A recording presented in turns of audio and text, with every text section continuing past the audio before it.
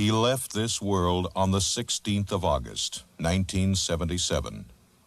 More than 80,000 people crowded into Memphis to attend his funeral. They wept as the white limousines and hearse traveled to Forest Hill Cemetery. A few weeks later, he was moved here to his final resting place, where he now lies between his mother, Gladys, and his father, Vernon, and alongside his grandmother, Minnie Mae. A marker in memory of his infant twin, Jessie Guerin, was also placed here in the meditation garden. Every year since then, on the eve of the anniversary of his death, a candlelight service is held to honor his memory.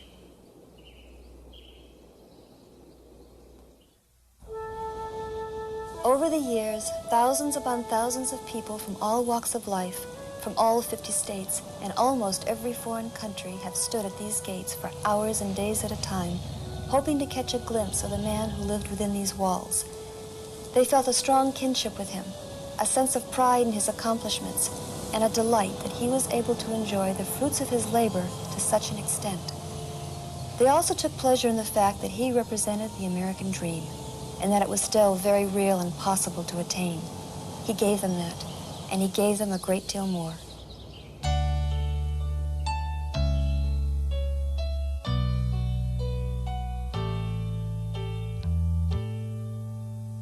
Don't be cruel, teddy bear, dancing hips and long black hair. Old friend, you crossed my mind today. Las Vegas Hotel, Graceland, sweet young daughter and a million fans. Old friend, you touched my heart today. If I listen real close in the still of the night, I can hear your voice saying you're alright. Close my eyes, open my soul, touch the king of rock and roll, old friend. It's good to feel you once again. You shook us all up, you loved us tender, caught us in a trap, we all surrendered on. Oh yeah, loving you. Don't baby, treat me nice. I'm falling in love with you. I can sit down, put your records on. 7 sad years are suddenly gone. God, you were young, it doesn't seem fair. Would you be here if I could have been there? Oh, friend, my heart's crying once again.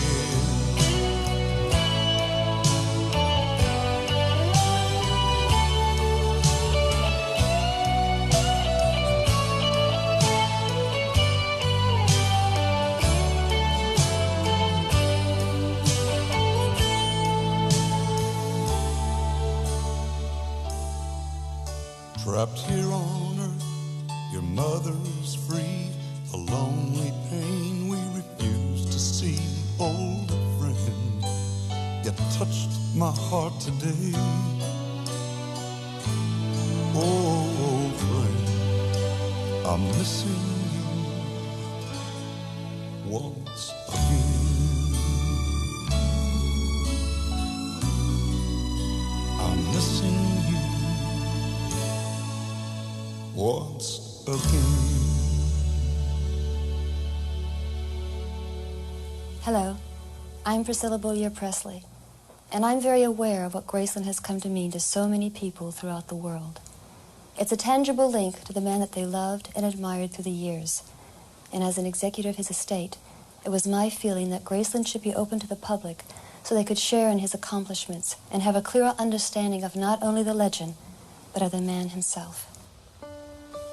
As you travel this road leading to the main house, there is very little to indicate that this was the home of a poor country boy from Tupelo, Mississippi, who, with remarkable instincts and a God-given ability, was able to define a whole new era of American music. This is Graceland. Since 1957, the home of Elvis and Presley. Although it has become a symbol, a museum, and to some people, a shrine, it is still first and foremost the place where Elvis lived, laughed, and shared good times with his friends and family. In other words, it was a home, in the best and truest sense of the word. I'm happy you can join us now as we make our own private tour of Graceland, and I'm pleased to be able to act as your host for this hour and contribute some insights into the life and career of this living legend named Elvis Presley. We're in the main hallway, the first thing that you see when you enter the front door. This, and everything else in the house, has been restored to its original condition wherever possible. This is the decor and the furnishings that were used 18 of the 20 years that he lived here. Elvis bought Graceland in 1957, just a few short years after his career began to skyrocket on a national basis. Now, can you imagine the sense of gratification he felt? This young man in his early 20s, who'd been laughed at and scorned for his musical tastes and ambitions, to be able to sit down and write a check for $100,000 cash and purchase his southern mansion. It wasn't only the fact that he now owned a large house and nearly 14 acres of land that pleased Elvis so much. It was also nice to know he had purchased a piece of history, a property that had been in the previous owner's family for generations. You might say it gave him instant respectability. Elvis bought Graceland from a woman named Mrs. Moore. The estate was named after Mrs. Moore's great-aunt, Grace. And during the 20 years that Elvis called this home, he made many improvements, some of which you'll see as we travel through the house and grounds. In order to really comprehend what this house meant to Elvis and to me when I lived here, I think it's important to put it all into some kind of perspective. Elvis was born in Tupelo, Mississippi, in a 30 by 15-foot shack. Elvis's mother, Gladys, had the normal aspirations for her son, that he should grow up healthy and eventually have a steady, well-paying job with the possibility of a pension at the end of the road. It was a good, solid middle-class dream, and never went so far afield as to include the possibility of his ever becoming an entertainer, let alone the most legendary star in the history of entertainment. I read comic books and I was the hero of the comic book. I saw movies and I was the hero in the movie. So every dream that I ever dreamed has come true 100 times. In the early years, Elvis didn't harbor any great ambitions for himself. He thought perhaps of becoming a mechanic, as he liked to work with his hands. One of the first jobs he ever held was driving a truck for the Crown Electric Company. It was in that truck that he first drove to Sun Records in Memphis to record 2 songs to give his mother for her birthday, My Happiness and That's When Your Heartaches Begin, both originally recorded by the Ink Spots. When I was working for Sam Phillips, one of the services we offered was a general recording service, which gave the public an opportunity to literally come in off the street and make a record of anything they wanted to. $3 one side, $4 two. One day, a very strange-looking young man with sideburns came in and said he wanted to make a record for his mother. I believe he said for his mother's birthday. Sam wasn't there at the time, so I decided to cut the record for him myself. Partway through the first side, I began to get these very strange reactions to his voice and his manner of singing, and I did something that normally we never did. I reached out and started the tape recorder so that I could get a part of one of the songs so that Sam could hear it later when he came back. Hey, you had to be blind not to know the guy had something. Something nobody could describe. I don't think till this day that we can describe what Presley had. But he had it. He had it in abundance. But the dream must have taken shape for Elvis long before that first recording. Perhaps it started when he won second prize at the Mississippi-Alabama Fair and Dairy Talent Contest at the age of 10. He sang Old Shep, and he charmed the judges. In any event, it was a far cry from the simple surroundings he was used to as a child to this elegant dining room with its fine china and crystal chandelier. The setting was obviously different. But what about Elvis himself? Well, oddly enough, he really hadn't changed that much. He still enjoyed the companionship of his family and friends at dinner time, and it wasn't uncommon for 10 to 12 of them to be around this table when dinner was served, and that was usually around 9 or 10 in the evening. My clearest memories are of this room around Christmas time. There was always a very large tree set up in front of the window over there, and everybody would help decorate it. Well, I take that back. Almost everybody. Elvis would usually prefer to supervise rather than actually participate. And when it got close to midnight on Christmas Eve, we'd all gather around the tree and we'd exchange our gifts. Elvis was always home for Christmas. The decorations would start going up around Thanksgiving and then remain up through his birthday on January the 8th. One time, when Elvis was in California, he noticed the extravagant way that some people decorated their property for the holidays. He was particularly impressed with one estate where the driveway was illuminated from street to front door with an elaborate display of blue lights. He called his father, Vernon, in Memphis. He described the look, and he told him to arrange the same setup for Graceland in time for his return. Well, Vernon said the way that he described it, it could easily be mistaken for the lights on an airport runway, and they'd be darn lucky if a plane didn't land right in the front lawn. Nevertheless, he followed Elvis's instructions, and when he arrived back at Graceland for Christmas, Elvis was delighted with the effect. Of course, the inside looked very festive as well, and even the draperies in the formal rooms were changed to bright red for the holiday season.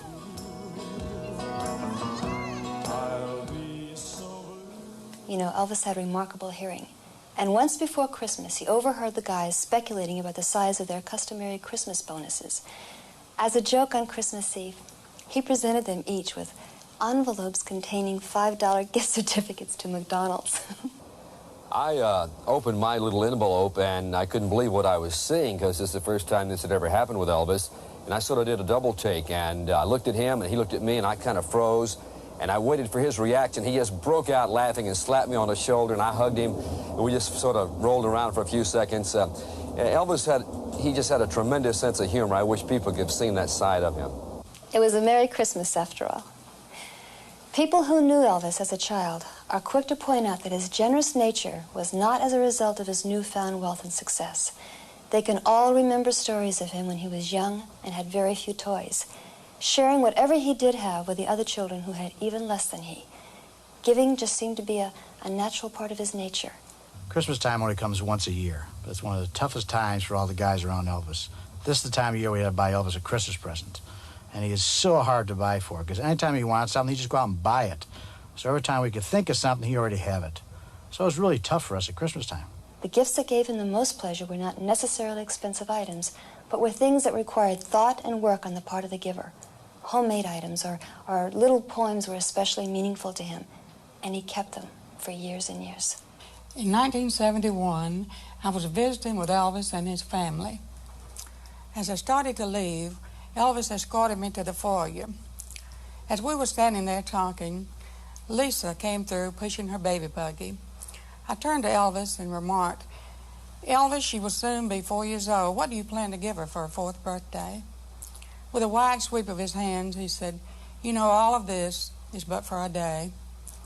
And we talked about home and roots and his childhood and about leaving Tupelo with a small trunk and all their worldly belongings. And he said, "Miss McComb, I would like for her to remember and be remembered the lady for which she will be and not for what she's acquired."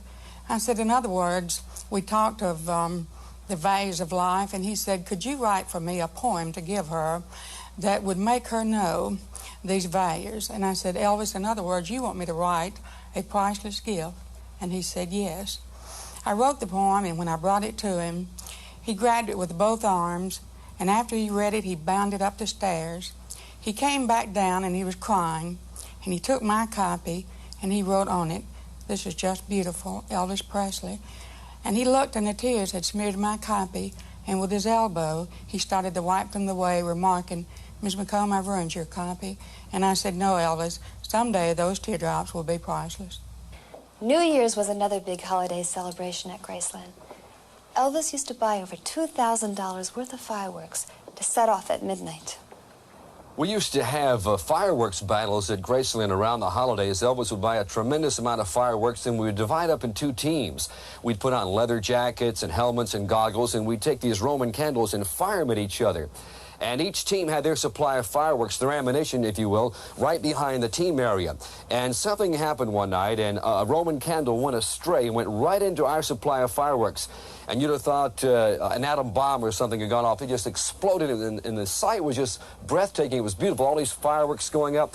And I said, Elvis, isn't that great looking? And he said, it ought to be, GK. It cost me $2,000. This is the living room, and this is the famous 15-foot couch that was especially custom-made just for this room. Many items here hold memories for me and Elvis. That picture of Elvis's father, Vernon, was given to Elvis by him for Christmas in 1976. And this portrait of Elvis, which used to hang in Vernon's office behind his desk, was made when Elvis was about 22 years old, just about the time he bought Graceland. In addition to these paintings, there are many others throughout the house. Most of them were placed here when Graceland was open to the public. When he lived here, Elvis didn't care to see his face staring at him from all the walls. But there was one portrait he was especially fond of. I was painting in my studio one afternoon at Caesar's Palace, and I was looking over my shoulder, and I thought I saw Elvis Presley. And I did a quick double take. I looked, and it really was Elvis. And he told me that he had seen a portrait that I had recently done of Johnny Mathis, and he wanted one. And of course, I was super delighted. We set up an appointment for a couple of days later. And as the day arrived and Elvis came walking through the casino, I said, Elvis, that's all I needed. I just needed to see you just walking across the casino. And he said, oh, wow, I just gave the band the whole day off. And about a week later, I was horseback riding, and I got this call from the security guys at the studio, and they said, Elvis is here, and he wants the portrait. And there was a little problem with not having the amount of cash or something, and I said, oh, come on, we got to let him have the painting, but it's not quite finished. And he said, Elvis said it's exactly the way he wants his painting to look. The portrait was of a secure, confident superstar at the height of his powers. It was a different Elvis Presley that occupied this house back in 1957. Then he was just on the brink of a career that was to become the talk of the entertainment world. That's All Right Mama was a hit in Memphis, Tennessee overnight. When I got on the road to try to convince the people that we hopefully had something a little different, it was a little different story. Headed for Shreveport, Louisiana, didn't get too favorable results from the stations and the people that I knew at the stations in Shreveport. The same was true in Houston, Texas. And left Houston, Texas one Sunday night in a dust storm, got to Dallas, Texas Monday morning. And the counter girl there, Alta Hayes, for Big State Distributing Company, met me, and I looked apparently down, and she said, what in the hell's wrong, Sam? And I said, well, I'm not convinced that I've convinced anybody that we may have a record that could sell some records. And she said, well, I got news for you. I've got the record, I got the sample, and you can believe me, you have got a record that's going to sell. And I think it's going to be a hit, and I'm going to see that every jukebox operator gets a copy if I have to sneak them in the pile of records that they buy. Back in 1954, I was producing a Saturday night show in Shreveport, Louisiana called The Louisiana Hayride. On the cast, young Elvis Presley, along with him, Scotty Moore and Bill Black. He was getting, Elvis was, $18 a week for Saturday nights. By 1955, I had raised him to $200, and he added a third man, DJ Fontana, his drummer. It had become obvious to me that we had to have a booking agency, a promotion organization, in order to book our acts all over the United States. Now, I knew just such a man, Tom Parker from Nashville, Tennessee. I arranged to pay his expenses, brought him to Shreveport. He stayed there some 3 weeks, announced at the end of that time that he was not going to book for us, he was going to manage Elvis Presley. Part of Colonel's plan was to get Elvis signed to a major record company like RCA. But he knew of Elvis's loyalty to Sam Phillips, the owner of Sun Records. At that time, I'd had 5 releases on Sun Records by Elvis, and the rumors were spreading that the contract of Elvis was for sale from Sun Records. I wanted to find out the source of it. I had suspected that it was Tom Parker that was spreading those rumors. I called Tom Parker at the Warwick Hotel in New York. I said, Tom, are you spreading the rumors that Elvis Presley's contract is for sale? He denied the fact that he had said anything about it or knew anything about it. In the course of that conversation, he said, "Is this contract for sale?" I said, "Well, maybe anything is for sale, Tom, but I want to put a stop to these rumors. Or if you want to buy his contract, there's a possibility. But we got to get together and work something out." I thought about what is a fair price. I called Irving Green at Mercury Records, a friend of mine, found out for sure that he had sold to Mitch Miller a contract on Frankie Lane for $25,000. So I set a price of $35,000, thinking that the man is not going to pay $35,000, so I'll keep Elvis and we'll go on our merry way and the rumors will stop. And I've been asked a million times, was I sorry that I sold Elvis Presley's contract? Hey, you may think I'm an idiot, and I may be an idiot, but I'm not sorry I sold Elvis Presley's contract because I had a lot of other things in view. I had recorded, it wasn't out yet, but I had recorded Blue Suede Shoes by Carl Perkins. I had audition tapes on Johnny Cash. I had heard about Jerry Lee Lewis. I had a guy working for me at that time by the name of Bill Justice with Raunchy, the biggest instrumental as it turned out later on. So I needed the money. Parker got down here, and he got the $35,000. I took his $35,000. I have not regretted for one day that I sold Elvis Presley's contract. The first record he made for RCA was Heartbreak Hotel. It was on the Billboard charts for 8 weeks as the #1 record in the country and was Elvis's first gold record. After that, everybody wanted him for personal appearances. On your personal appearances, you create a sort of mass hysteria amongst your audiences of teenagers. Is your shaking and quaking in the nature of an involuntary response to this hysteria? Would you say that again, sir? Well, I say that when you shake and you quake when you sing, is that sort of an involuntary response to the hysteria of your audience? Involuntary? Yeah. Well, I'm aware of everything I do at all times, but it's just the way I feel. Hollywood and the movies were beckoning for a piece of this 6-foot, strikingly handsome, sensuous young performer. And television producers also woke up to the fact that there was a new phenomenon in their midst, Elvis Presley, the king of rock and roll. This is the music room, dominated by this 9-foot concert grand piano, finished in gold leaf. And the stories about this piano are as fascinating as the piano itself. Elvis called me into the kitchen one day and told me that he knew I needed a piano for the church that I was pastoring. And he said he would like for me to have the gold one because he no longer needed it. I was really overwhelmed by his generosity, but not surprised. The piano was really too large for the church, and I asked him if I could trade it for a smaller one. And he said whatever suited our needs was fine with him because he gave it to me. My husband pulled the tractor up in front of the house, moved the piano out on the dipper of the tractor. That was the last I saw of it until it was moved back into Graceland one evening. In the spring of 1982, we were preparing to open Graceland to the public. Newspaper articles had caused telephone calls to begin pouring in from people all over the country who had artifacts that Elvis had owned or things that had been at Graceland. Most of them wanted us to purchase those things. We even had a call from a woman who wanted to know if we were interested in buying x-rays of Elvis's teeth.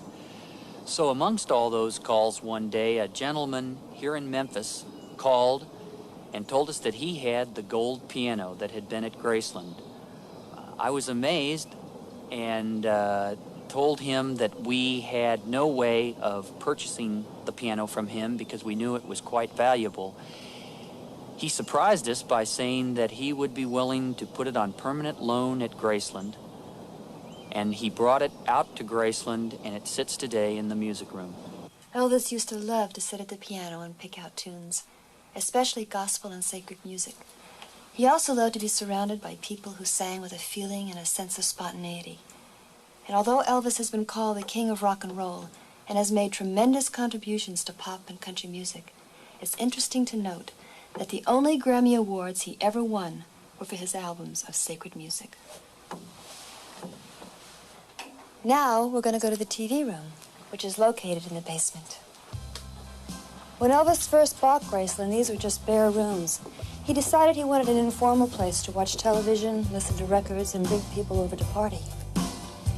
In this room, he could do all three. He loved television, especially live sports events and sitcoms. Some of his favorites were I Love Lucy, Carol Burnett, and The Dick Van Dyke Show. There are at least 14 sets in the different rooms here at Graceland. The idea of the 3 TV sets in a row he got from Lyndon Johnson. When Johnson was president, he liked to watch all 3 network news programs at the same time. Elvis liked to do the same thing with football games. He kept most of his record collection down here. As you go through these stacks of records, it's apparent that he had a wide range of taste in music. There are all kinds here, from gospel, rhythm and blues, country, pop, bluegrass, classical, and even opera. The rest of the collection is located in the private bedrooms upstairs, along with cassettes of his favorite films, his books, and an organ.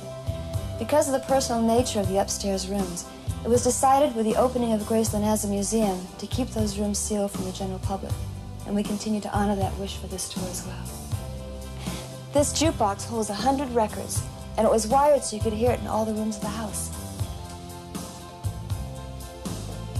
Elvis could show movies down here, and this bar soda fountain was the focal point to lots of parties.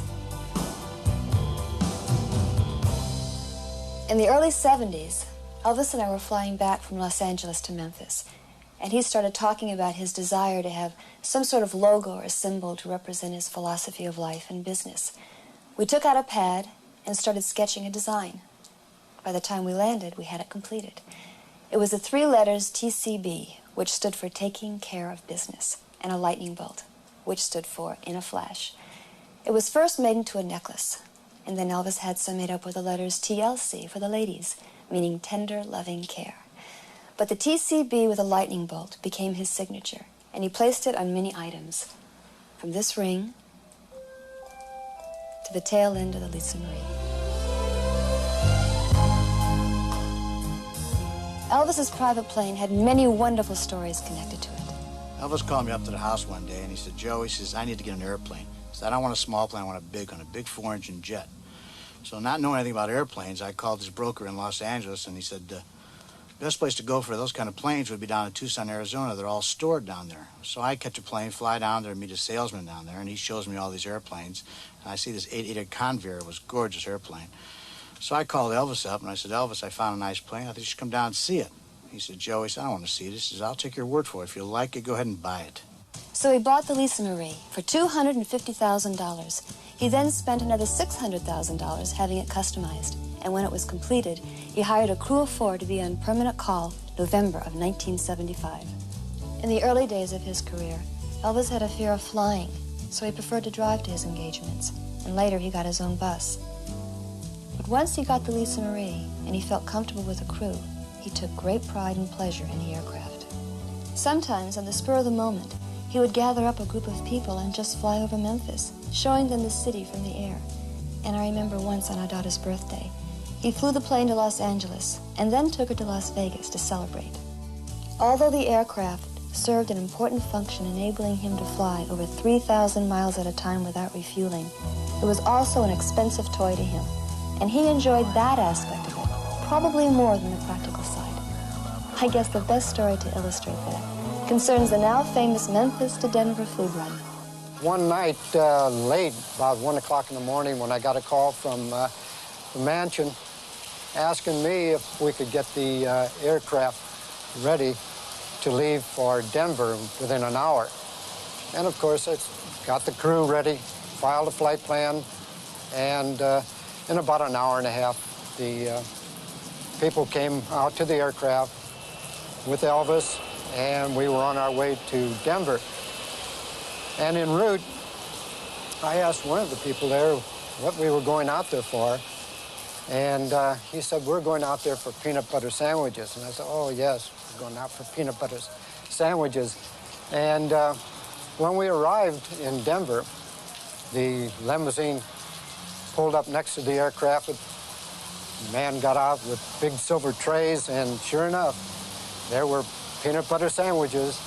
And Elvis insisted that the crew have some of his famous peanut butter sandwiches. And I'm not much one for peanut butter sandwiches, but of course, I had to say it was the best peanut butter sandwich I ever had. In February of 1984, the Lisa Marie came back home to Memphis for the final time. instruments had to be found from across the country to make it airworthy enough to fly it from Fort Lauderdale to Memphis. The FAA had to grant a special ferry permit. And once it arrived in Memphis, the tail section and 30 feet from each wing had to be temporarily removed to get it through the streets of the city. A parade and marching bands led the aircraft back to its rightful home, where it now stands, freshly painted and right across the street from Graceland. Though it might not have seemed like taking care of business in a flash, the business was taken care of. And now millions of fans can view the Lisa Marie when they come to visit Graceland.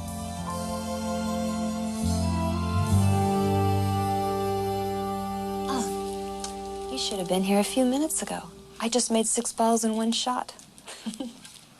Well, as you can see, we're down in the pool room. Some people love it, some people hate it. Elvis loved it. Oh, by the way, I didn't make the tear in that felt over there. That was one of Elvis's friends trying to make a trick shot. Obviously, he missed. Elvis bought this table in 1957, just shortly after he bought Graceland. He loved the game, and like everything else he put his mind to, he was good at it. The room is decorated with 750 yards of fabric. Shooting pool was only one of the ways that Elvis let off steam. He also had other means of relaxing and diverting attention away from work. Sometimes he would rent the local movie theater to show films to family and friends. Patton was one of his favorites. Also the Monty Python films and anything with Peter Sellers. The films he liked, he would show over and over again, often reciting all the dialogue with the actors. Elvis loved movies, but he couldn't go to the movie theater just like any ordinary person. It caused a mob scene. So we started renting a movie theater in the evenings. We'd go to the film exchange, get 3 or 4 first-run movies. He would never let us get one of his movies because he hated to see himself on screen. And we'd sit there and watch these movies, but Elvis, if he didn't like a movie, the good thing about him having control, he could just turn it off and start another one. Other times, he would rent out the skating rink or the local amusement park called Libertyland. Once he rode the Pippin roller coaster for 2.5 hours straight. And he was so crazy about the bumper car ride that he seriously talked about bringing the whole ride to Graceland.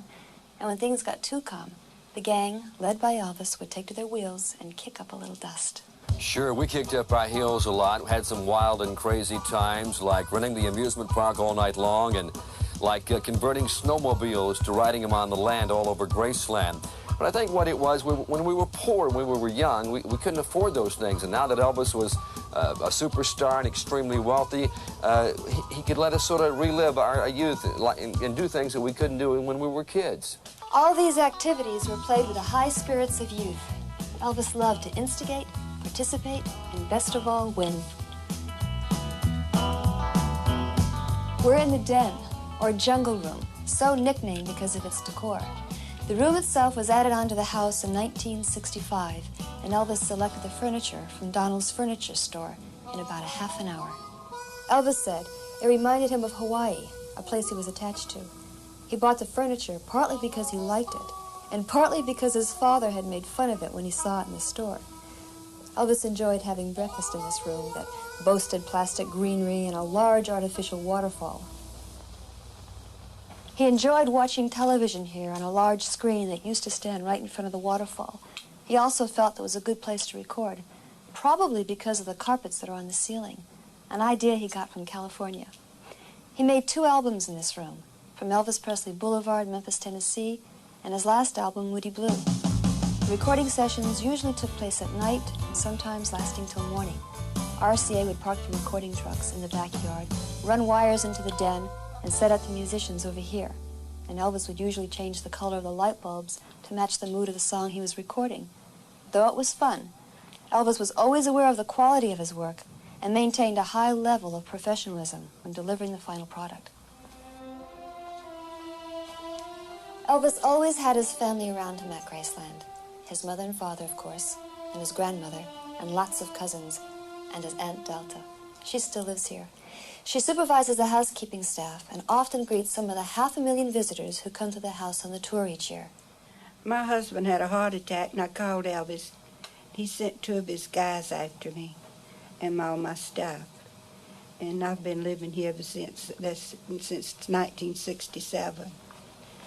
And that's Edmund, that was Elvis's dog, but he kindly adopted me, so after Elvis died, I've taking care of him. And Elvis was a very special person. He never turned no one down that was in need. He was a loving and caring person for everyone that he came in contact with, and most everyone loved him. One of the reasons that Elvis loved Graceland was because it could fulfill his dream of being surrounded by all kinds of animals. Over the course of 20 years, there was a regular zoo here, including a turkey named Bowtie. There were peacocks, minor birds, parrots, mules, guinea hens, ducks, monkeys, and of course the famous chimpanzee, Scatter.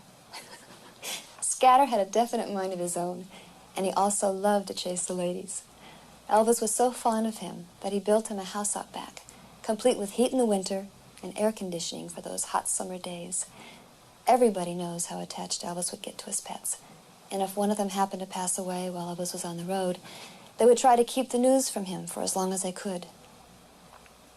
And often when Elvis went out for a ride, he would return with some furry, fuzzy, or feathery thing in the car with him.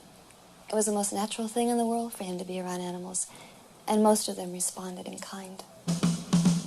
To a teenager growing up in the 50s and 60s, nothing symbolized freedom more than a set of wheels. The love affair with cars starts even younger and never quite ends. Elvis was of that generation, and when he was able to afford anything he desired, cars were one of the first things he indulged in. He owned many of the finest automobiles ever made, and he was also famous for giving them away for the slimmest of reasons. Although Elvis owned hundreds of cars, many of them one of a kind, these were his favorites for one reason or another. This 1973 Stutz was a remarkable machine with real gold trim and a gold key for the ignition being only two of its unique and elegant features. The Ferrari was built for speed and styling, was sleek and understated, all the qualities that Elvis admired. The three supercycles had Volkswagen engines, and Elvis used to love riding them up and down Elvis Presley Boulevard up front. The pink Jeep was used by Elvis in the movie Blue Hawaii, and many guests who come to visit Graceland love to have their pictures taken in that Jeep. And of course, one of the most famous cars associated with Elvis is the pink Cadillac he gave to his mother. Although it was true she never drove it, and as a matter of fact, never even had a driver's license, the car was a very important symbol to Elvis. It showed how much he cared for his mother, how he was able to give her the best things in life, and that he wanted to repay in his way all the love and care that she had showered on him from the beginning. Though Elvis was extremely generous, he also enjoyed making a good deal. And once when he ordered a fleet of cars from a local dealer, he found that he wasn't given a discount of any kind and canceled the order, and he took his business elsewhere. This building, which is not on the regular tour and has never been open to the public, was used by a full-time staff of people hired to respond to the tremendous amount of fan mail that Elvis received from all over the world. Many of the items that were received, such as his photo album, scrapbooks, portraits, teddy bears, fan mail, scarves, t-shirts, were all sent here to be acknowledged and stored for Elvis. Most were given by him to children's hospitals and orphanages, perhaps more than any other entertainer. Elvis felt a powerful bond with his fans throughout the world. He knew they were responsible for his continuing success, that they were loyal and supportive throughout his entire career, and that they took great pleasure in his triumphs and stature in the world. They would overwhelm him with letters and gifts and signs of their devotion, and whenever possible, he would come to the gates of Graceland and talk to the ones who would gather there. The fans, as a rule, would respect his right to privacy, but since they felt such a kinship with him, some of them would treat his home and his life as if it were their own. Once when Elvis heard a splashing noise coming from the pool area, and when he went out to investigate, he found a girl swimming around in his pool. Rather than becoming angry at this invasion of his privacy, he just warned the fan to be careful, and he left her there to continue her swim. One of the things that Elvis and I shared in common was a love of horses. He took great pride in this area of Graceland and was in complete charge of organizing the barn and stable. All instructions for care and feeding of the horses and the maintenance of the tack and other riding equipment came directly from him. When Elvis purchased a farm in Mississippi, he felt every one of the gang should have his own horse. So he went out and got 17 of them. Of course, a horse is no good without a saddle. So he got 17 of those. Now, if you have a horse and you have a saddle, you have to have some way of getting to the horse and some way of carrying the saddle. So he also bought everyone his own pickup truck. Elvis never did anything halfway. Of all the horses that Elvis owned during his years at Graceland, 5 are still here under the expert care of Aileen Rayford. And this was his favorite. It's a golden Palomino quarter horse named Rising Sun. Hey, boy. And in this coming May, he'll be 24 years old. Hey, boy. Elvis used to ride him down to the front wall where there were lots of fans gathered. He'd occasionally sign autographs. He bought Rising Sun in 1967. And for a time, this barn was known as the House of Rising Sun. This is Mare Ingram. The horse was named after William Ingram, who was the mayor of Memphis at the time. And now I'd like you to meet Ebony's Double, sired by the world champion walking horse, Ebony's Masterpiece. Last year, after 8 years of being out to pasture, Ebony was retrained over a period of 40 days and performed an exhibition at the Tennessee Walking Horse Celebration in Shelbyville. Ebony's Double went through his paces to a medley of Elvis's songs, and needless to say, the response from the crowd was overwhelming. Yeah. This beautiful horse is Memphis. His claim to fame? Of the original 17 horses that Elvis bought, he's the last to survive. Hey. Hey there. A little busy. And this is Lisa Marie's pony, Mariah. Yeah. Elvis used to love to get a rise out of people and would often do offbeat things just to get their reaction. When Grandma Presley was alive, he once brought this pony right into the den. The pony, not making any distinction between outdoors and indoors, did what came naturally. Much to the annoyance of Grandma, who informed Elvis in no uncertain terms what she thought of his actions. Elvis loved sports. In the mid-70s, racquetball was catching on all over the country. So he decided to build his own court. And this was the result. It wasn't only used for racquetball, but for weightlifting and jogging as well. Up on the 3rd level, there's a whirlpool and steam room. And on this floor, a lounge and a bar. This is the last piano Elvis ever played. It was on the morning of August 16th. And he had played a few games of racquetball and stopped on his way out to relax at the piano. He played Unchained Melody and Blue Eyes Crying in the Rain, and then headed back to the house. The racquetball court itself was constructed in 1975 and provided Elvis with countless hours of pleasure and wholesome head-to-head competition. He was even toying with the idea of opening a chain of franchise racquetball courts all across the country, but never had the chance to put his plan into action. Though the outside of the building has remained basically the same, the room where the racquetball court was located has been converted into a theater, whereas millions of fans can come and see a short film of his phenomenal career. We're fortunate to have this legacy for generations to share, who never saw Elvis in person, and for those who want to rekindle the fond memories that they still hold. All the talk in the world will not come close to giving you the feeling of just how great an entertainer Elvis was. And it's equally true that there is no possible way to measure his position in the world of music without turning to this building right here. It was originally a large patio that housed one of Elvis's hobbies, a slot car racing track. Elvis and I were married in Las Vegas, but we had a second reception here in 1967. And then it was enclosed and used as a trophy room and a storage area.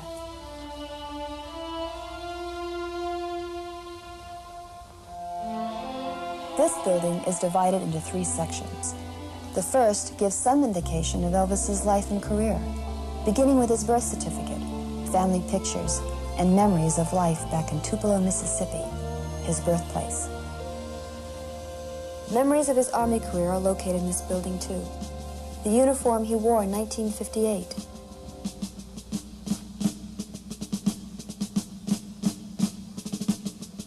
stacks of petitions from fans trying to persuade the government not to draft Elvis.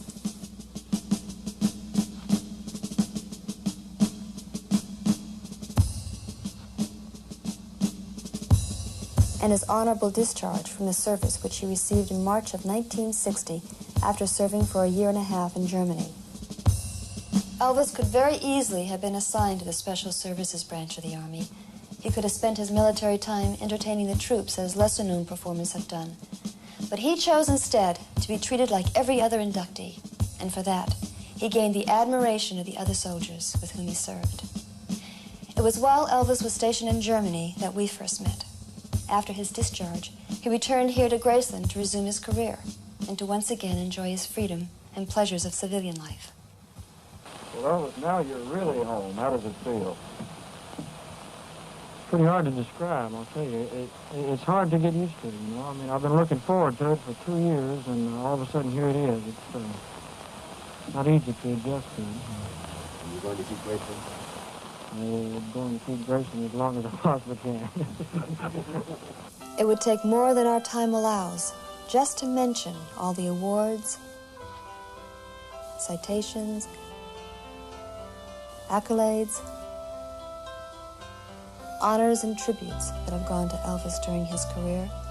These are some of them, and as you can see, they come from all parts of the world, from all types of people and organizations, and they all represent some sort of milestone in a remarkable career.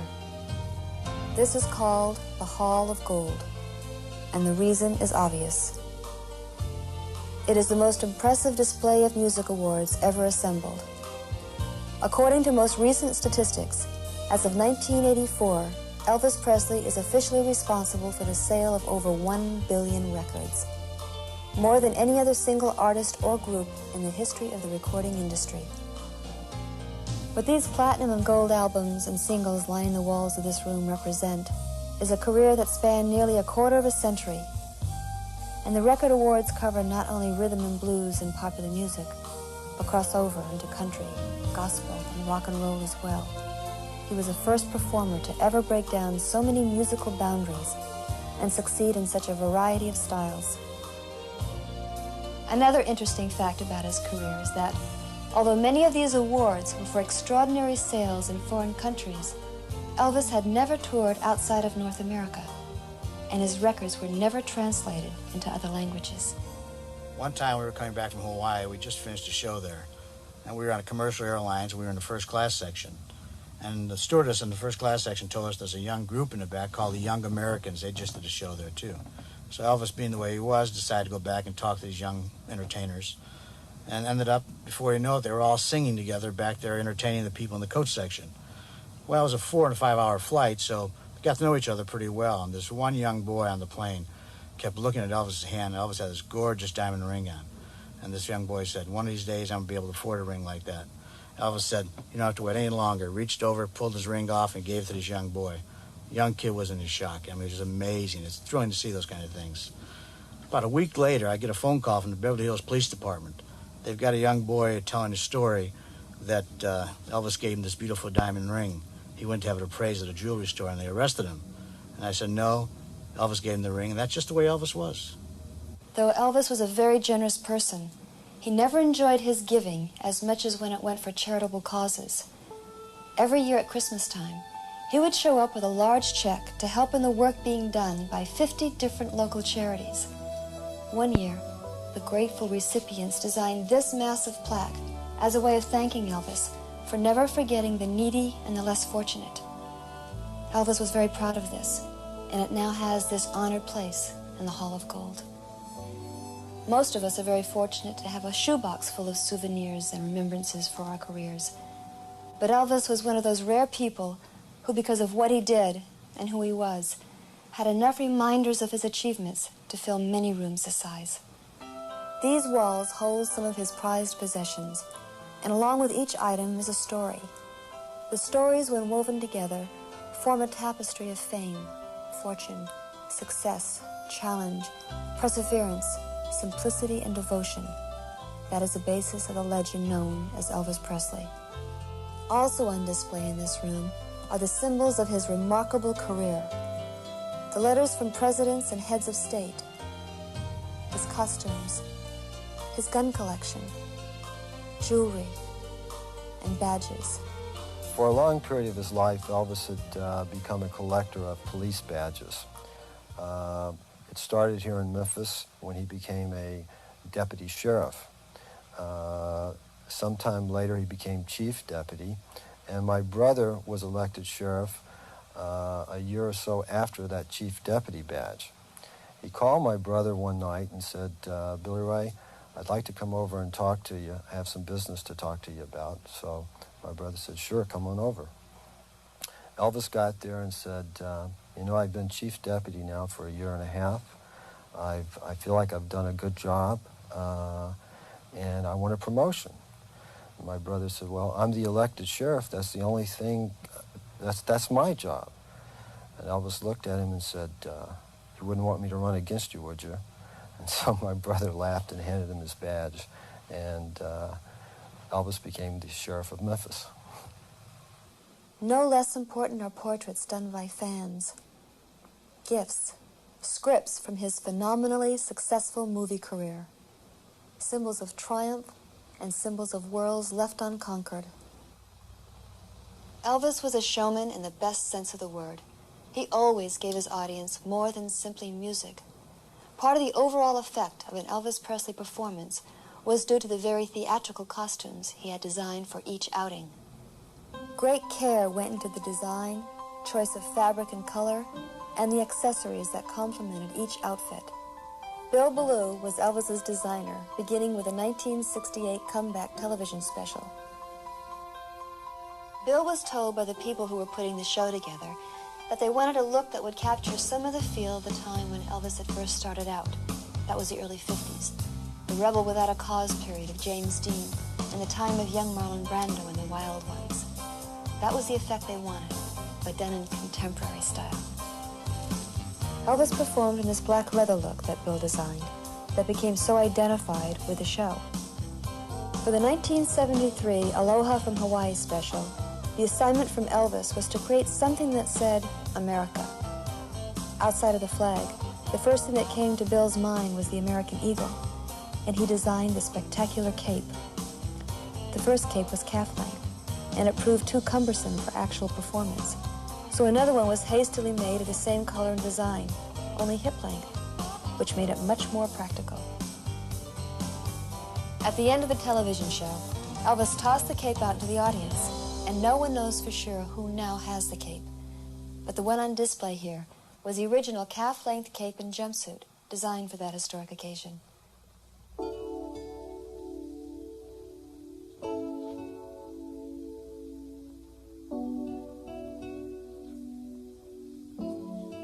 The trunks were packed for the start of another tour, one that would have brought even more recognition and reinforced the love and devotion with which he was bound to his many fans.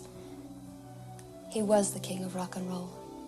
But more than that, he was a very special human being who touched our lives, our consciousness, as few men have ever done. There's no doubt that we all miss Elvis. All the charm, the talent, the magic, the indefinable gift that made him such an important part of our lives. But we are very grateful for all the memories he's left us. Thank you for sharing some of them with me tonight.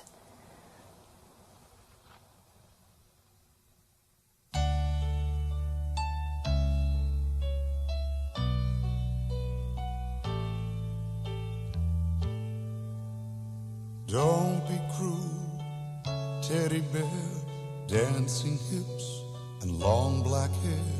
Old friend, you crossed my mind today. Las Vegas Hotel, Graceland, sweet young daughter and a million fans. Old friend, you touched my heart today. If I listen real close in the still of the night, I can hear your voice saying you're alright. Close my eyes, open my soul, touch the king of rock and roll.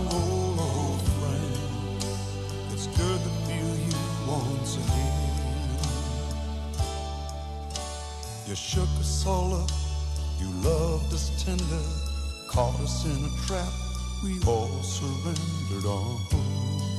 Oh, yeah, loving you. Don't daydreaming up, I'm falling in love with you. I can sit down, put your records on, 7 sad years are suddenly gone. God, you were young, it doesn't seem fair. Would you be here if I could have been there? Oh, friend, my heart's crying once again.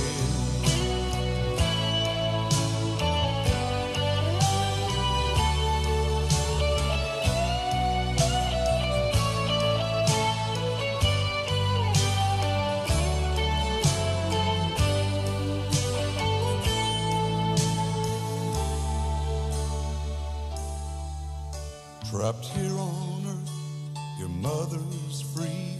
The lonely pain we refuse to see.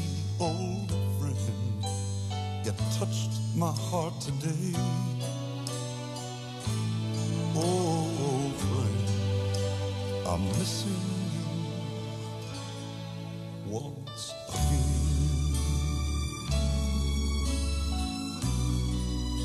I'm missing you